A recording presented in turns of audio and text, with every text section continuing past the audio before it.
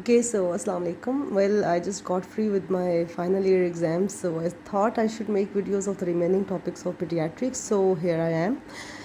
Acha, so we'll be starting from pleural effusion, and we'll just cover up a few important points about it, and let's get started.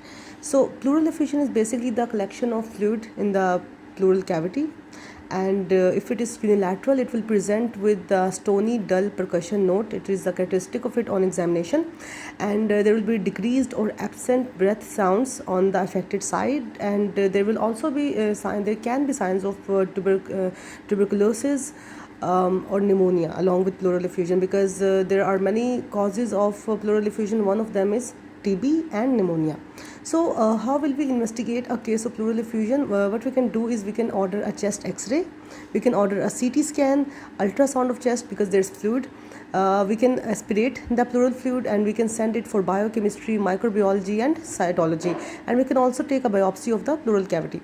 Now in case of tuberculous pleural effusion, what are the additional tests or additional investigations that you need to carry out? There are 10 investigations. Okay, so whenever we are investigating a case of TB, these 10 investigations, you have to keep these on fingertips. Okay, first of all, blood examination will do, in which the CBC will show anemia, CRP, ESR, urea and electrolytes and LFTs. All these are the blood examinations: CBC, CRP, ESR, urea, electrolytes and LFTs. So these are the tests which we order as baselines for investigating a case of TB. And in addition to that, we can, first of all, as a screening test, we can do sputum staining, and the special stains for sputum examination in case of TB, these are Zn stain, Zeal-Nelson stain, Oramin fluorescence stain, and this is the first step. This is a screening method. And then we can do a sputum culture, which will be confirmatory for TB. And the important culture media for TB include Lowenstein-Jensen medium, Middlebrook agar, and this is a confirmatory. This is the first step or screening test. This is a confirmatory one. Now chest x-ray will be ordered, which will show unilateral hilar enlargement and consolidation on the affected side. And then we can also do tuberculin skin test, which is also called as Mantox test, and we can do an interferon gamma release assay. Now these two tests, tuberculin skin test and interferon gamma release assay, these are for latent TB, in which the TB can be there but the patient is not showing any symptoms, right? So then we can also do a nucleic acid amplification test. We can do serology for antibodies against TB organism. We can do pleural fluid examination, which we already discussed, and the pleural fluid will show an increased amount of adenosine deaminase in case of TB. Adenosine deaminase. Then we can also do drug sensitivity testing, that which drugs this bacterium is sensitive towards, and then we can also do a needle biopsy of the pleural cavity. Okay, so what is the treatment? In case of pleural effusion, we have to do chest tube drainage, and if it is due to TB, then we have to give 2 months of 4 drugs of ATT, followed by 4 months of 2 drugs of ATT, isoniazid and rifampicin.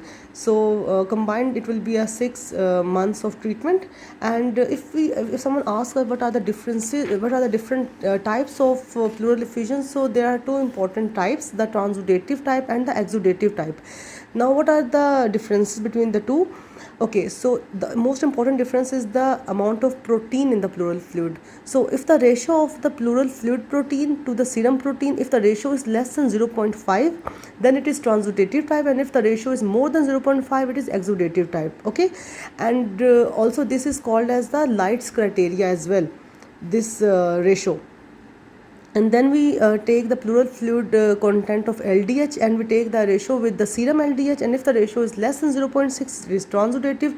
If the ratio is more than 0.6, it is exudative. And then we determine the pleural fluid LDH. If it is less than 2/3 of the upper limit of normal serum LDH, it is transudative, and if it is more than 2/3 of the upper limit of normal serum LDH, it is exudative. And then we do serum effusion albumin gradient, just like we do the serum ascitic fluid albumin gradient. So in the same way we do serum effusion albumin gradient, and if this gradient is more than 1.2, it is transudative, and if it is less than 1.2 gram per deciliter, it is exudative. And then the cholesterol content of transudative one will be less than or equal to 60 milligram per deciliter, but in case of exudative one, it will be more than 60 milligram per deciliter. And the glucose will be normal in case of transudative, and it will be decreased in case of exudative, because mostly the exudative occurs as a result of bacterial infection. And the protein content, as I already told you, it will be less than 3 gram percent in case of transudative, and it will be more than 3 gram percent in case of exudative. So these were some of the important points regarding pleural effusion. I hope it was helpful for you.